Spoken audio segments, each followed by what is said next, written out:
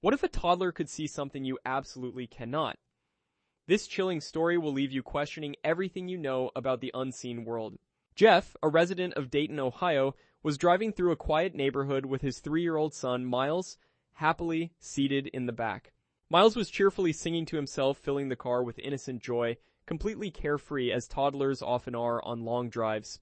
Then they passed a modest cemetery decorated only with flowers and small plaques, resembling more of a peaceful garden than a graveyard. Suddenly, Miles went completely silent. His singing stopped abruptly, and he pointed directly toward the cemetery with wide, focused eyes. "Look at all those people!"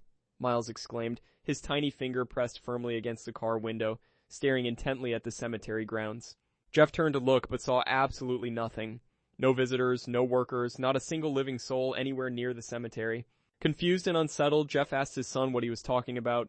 Miles calmly replied, pointing again toward the graves below. "All those people over there," Miles said quietly. "There sure are a lot of grandmas." Jeff's blood ran cold instantly. Chills ran down Jeff's spine as he nervously asked his son what exactly these mysterious people were doing out there. Miles answered without hesitation. "They're all just standing there," he said softly, looking down at the grass. Complete silence followed. Completely unsettled and overwhelmed with fear, Jeff sped up immediately and drove straight home without saying another single word.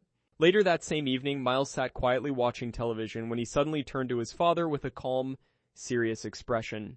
Out of nowhere, Miles looked at Jeff and said, "You know, they weren't alive." Jeff froze completely, heart pounding rapidly. Thinking Miles meant the cartoon characters on screen, Jeff carefully asked his son to explain exactly what he meant by that. Miles looked up and replied simply, "Those people we saw, they were all paused." The words hit Jeff like a freight train. Jeff shared this terrifying experience on the podcast Monsters Among Us, still unsure whether his son truly possesses a supernatural sixth sense. "I don't know if my kid has the sixth sense," Jeff admitted, "or just a wild imagination." Some questions are better left unanswered.